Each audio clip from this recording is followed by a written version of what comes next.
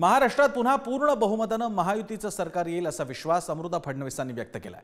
महायुतीमध्ये मुख्यमंत्री कोण होणार हा निवडणुकीनंतरचा मुद्दा असल्याचंही अमृता फडणवीस म्हणाल्या।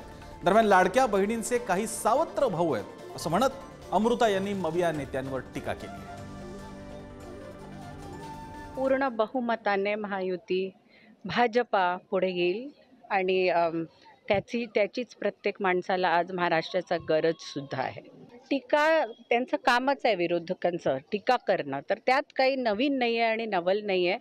फक्त काय लाडकी बहिणींचे जे ते सावत्र भाऊ बनतायत ते त्यांनी बनायला नको आणि जे त्यांचं चांगलं होतंय आर्थिकदृष्ट्या त्यांना गरज आहे, ज्यांना पैसे मिळत आहेत त्यांना मिळू द्यावे। त्याच्यामध्ये कोर्ट केसेस आणि त्याच्यामध्ये त्यांनी अडंगा नको टाकायला। मी फक्त एवढीच प्रार्थना करते देवाच्या चरणी की जे आपल्या महाराष्ट्राच्या जनतेसाठी चांगलं आहे ते व्हावं।